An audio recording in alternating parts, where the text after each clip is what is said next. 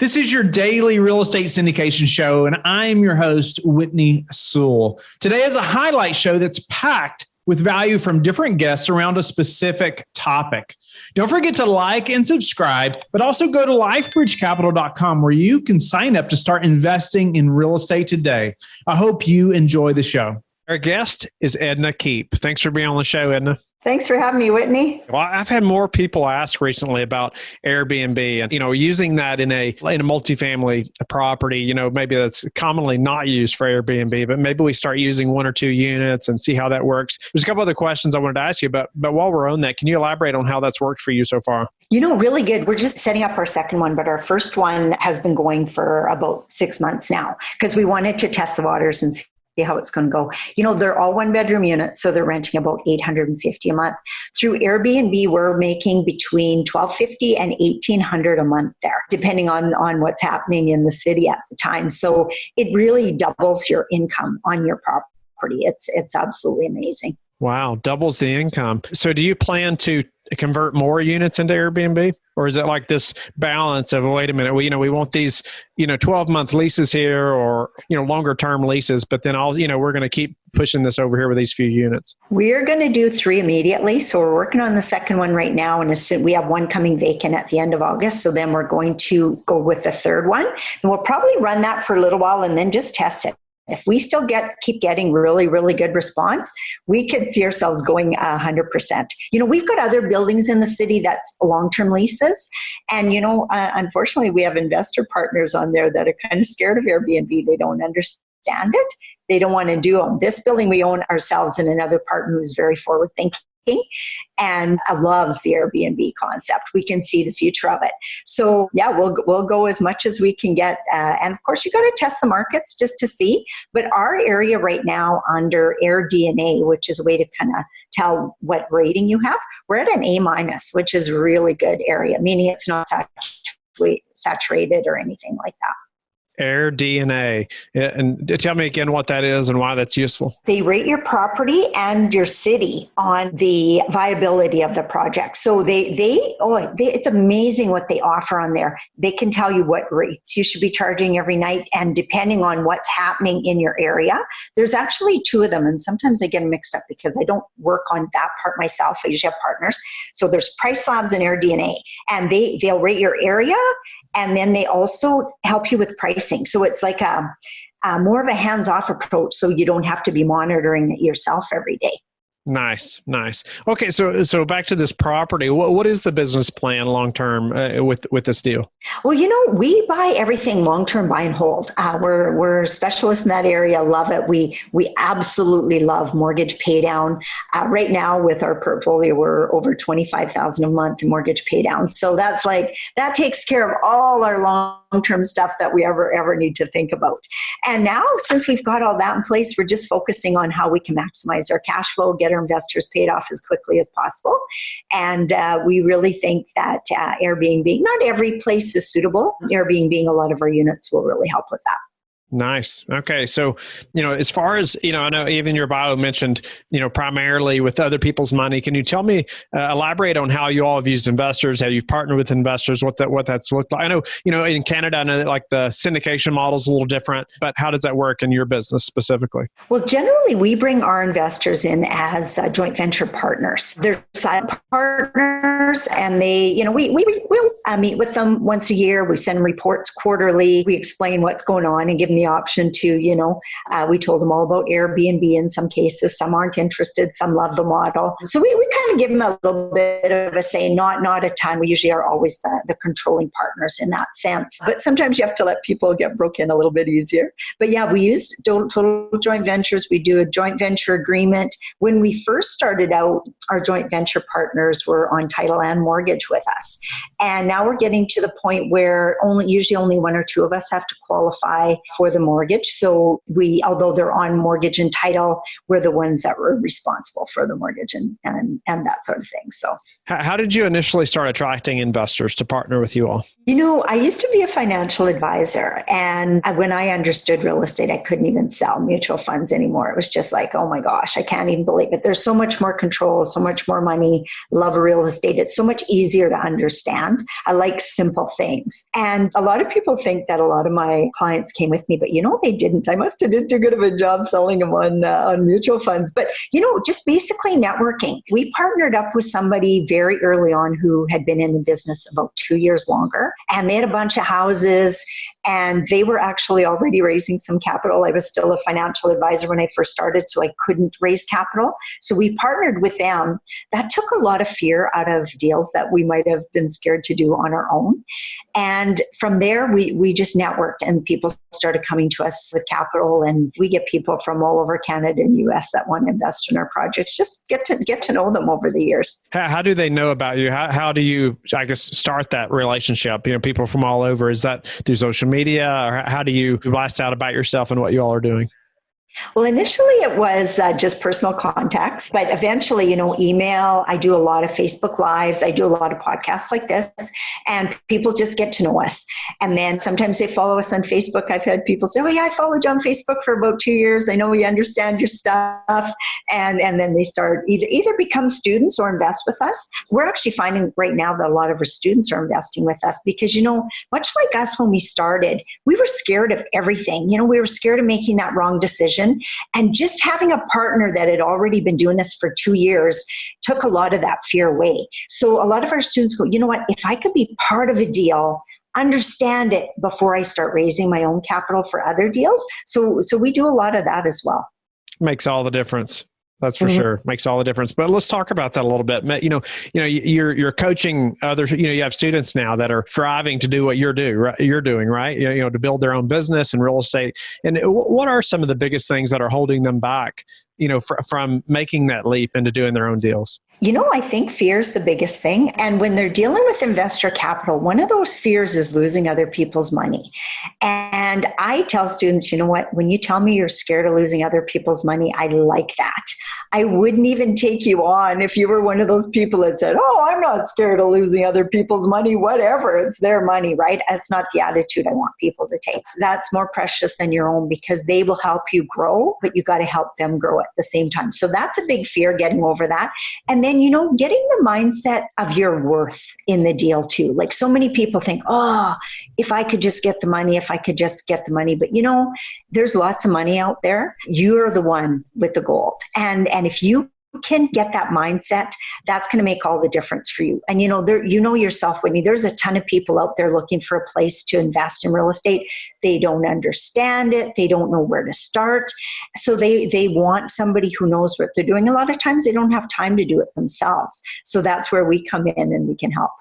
Our guest is Alvin Cavalier. Thanks for being on the show, Alvin. Thank you, Whitney. Thanks for having me on. Alvin, also known as Coach Cav, is the owner of Your Space LLC and manages Your Space's investor relationships, coaching program, outreach, as well as oversees its investor network. Alvin has been involved in real estate investing for over 10 years and has extensive experience in short-term rental acquisition, property management, and traditional owner financing deals. As a principal of Your Space LLC, Alvin continues to leverage his organizational leadership experience to create investments in deals for both new and experienced investors. Alvin, welcome to the show. Grateful to have you on. And just, one way that I know people are getting creative recently in minimizing their vacancy in large multifamily is turning maybe a few units into short-term rentals. And so I'm looking forward to hearing more about that because I think it could be useful, not just depending on where that property, I guess, is located. It could even be a way to increase your income as well, if it's something that would work well in that area. But first off, I want to thank you for your service. I don't know if the listeners probably don't know, but Alvin is active duty military and serving our country. So just want to first off say thank you, Alvin, for your service. But get us started a little more about what you do, and let's jump into how maybe thinking through turning a couple units into short-term rentals could help our large multifamily portfolio. Great. Thanks, Whitney. Thanks again for having me on and for your listening. As introduced, I'm Alvin. I go by Coach Cav in the short-term rental industry. And my company, Your Space, we've been operating in short-term rentals for just over 3 years. And we've amassed somewhere over 60 or so short-term rental and sharing economy investments across the country. And that's working between small apartments, large apartments, as well as single-family homes in the portfolio. One of the unique things that we do working with real estate investors, more particularly multifamily real estate investors, is helping reduce vacancies through creating what's called pop-up short-term rentals. And that's simply having the ability to leverage our services and our processes and services and bring them to a multifamily property to help reduce vacancy rates. And what that simply looks like is being able to take a stored set of furniture and put it into an apartment, 1 to 10 apartments, in literally a day or two, and have those places up and running on short-term rental platforms, producing income in no time. Nice. Okay. Now that's interesting thought. Like have this furniture available. So you just have a process. I assume, okay, well, immediately we can just say, okay, we're going to put this furniture in this unit. And all of a sudden we have a short-term rental that we can put on the market in a different market. I mean, really, or in a different type of industry to some extent, even though it's still real estate and rentals, it's a very different group of people, right? So instead of that typical renter that we'd be marketing to, all of a sudden we can market to somebody else, right? And a different group of people. And so help us to think through that a little bit, and some things we need to be able to have in place, even thinking through the furniture and where to store it, the processes to make that happen. And maybe we could have that and we can get it in there. But then, let's talk too about how to market that to that group of people and be successful in the short-term rental space, and having that pop-up availability like you're talking about. Great. And what we do is, one, we like to keep things simple. And that's simply dealing with things that we typically deal with as real estate investors that have properties across the country. And what that process looks like, it's simply having storage space in a given city and hiring an interior designer to outfit what those places would look like. And then we keep that furniture stored in a location that also becomes available in most cases to real estate agents for rental that are doing other real estate showings or pop-ups in a given area. So it becomes sort of multi-purpose if you think about it, having furniture available to leverage and turn into a short-term rental. The second part of that becomes part of our build phase within our framework. And that simply revolves around being able to find and hire the right people and put them into the right process that we have. And then that enables us to have ready teams available, take on the furniture, get access to the space, pop it up, and then have it ready to rent. Before that actually happens, and let me just go back. So once we enter into this build phase, what's going to happen is we are going to either virtually build out the furniture package inside of the space, have professional photos taken. So we'll always have a running profile for that property or the properties on a number of short-term rental sites and available. So if we know, for instance, we've got a vacancy coming 1 October 2020, and we are 3 months out and nothing's coming in, we can turn a profile on the drop of a dime and start to pen out at least maybe a month or two, open a calendar for maybe just a month or two, and start taking reservations against that. And that becomes powerful because in most cases, if we're looking out a month or two, all we're going to look at is where our profit margins need to be for that particular unit. And then we're going to price competitively just to hit our targeted profit margins, which means we may not be competing against the entire market because our margins for that one or two units may be significantly lower. And that becomes one of the game changers because we're taking on income at a lower rate in most cases because larger properties have lower profit margin thresholds, especially for 1 or 2 properties. And it allows us to take that on in most cases significantly earlier in the rental cycle. And once we hit those targeted occupancy rates that drive us to our targeted profit margins, it becomes a win-win for everybody. Nice. I like the thought of like planning ahead and being able to turn something like this on. So if we could look at our rent roll essentially and say, okay, well, unfortunately, we're going to have, 25 units vacant between November and December or January. Like maybe that's the worst time of year to, to have some turnover, but to fill that gap, so we can have them available, say in March, or April, we can look back in, say, September and say, okay, well, we can go ahead and be planning for this and turn that on so we can start filling up some of those 25 units for short-term rentals for maybe the holidays, or through Thanksgiving, December, if that's when that vacancy was. So maybe we could have more units filled. Is that kind of what, how you would plan that? Exactly. And I'll let you into one of our bigger secrets here at Your Space and what we do well across most markets. Even with traditional single family homes, we will aggregate our properties,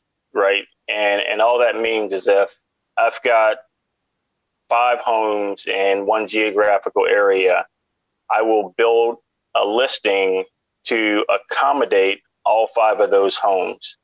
And we do the same thing in the multifamily space. And that's simply taking the concept of you've got a basketball team coming into town and that hotel doesn't have 40 rooms to accommodate the entire team. We look at it in the same light, and all that simply leads us to do is provide that same accommodation for larger groups across that one geographical area. And obviously in an apartment complex, it becomes a better deal because they're all within one complex.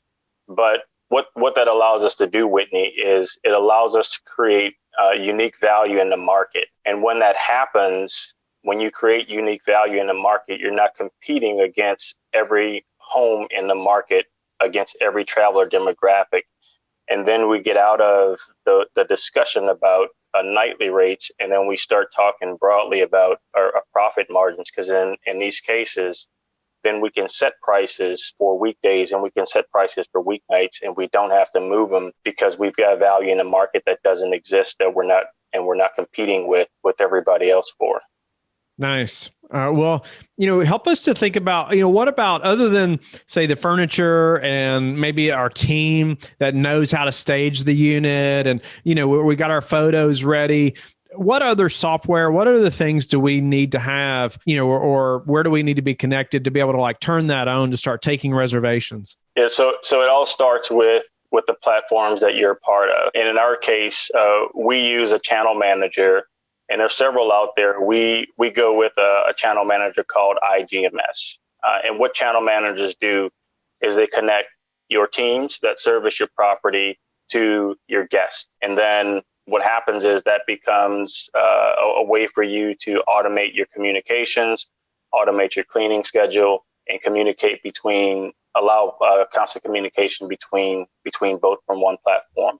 It also enables, in some cases, for you to price right from that one management tool. The other thing I'm big on are security features for homes. And what we do with each of our places that I ask you to think about, we have a corporate contract with Vivint that Vivint Smart Home Security. And what we do, we outfit each home with a smart security package that also doubles as a smart automations package for short-term rentals. So we've got smart thermostats, smart door locks, doorbell cam, outdoor cam, all linked to a Google or Amazon device for connectivity.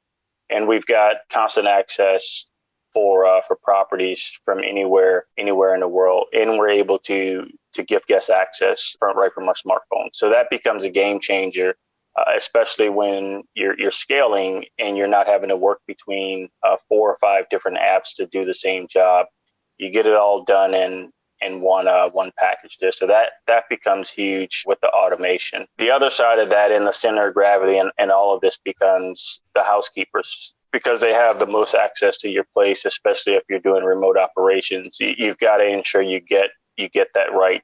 And then part of getting that right is building redundancy and your housekeeping team. So if life happens, you've always got a backup on call to help service your property. So as we call it, in our build phase, we are hiring the right people, bringing them into the right process. And in our manage phase, we are getting those same people into the right technology so we can automate our processes from anywhere across the country.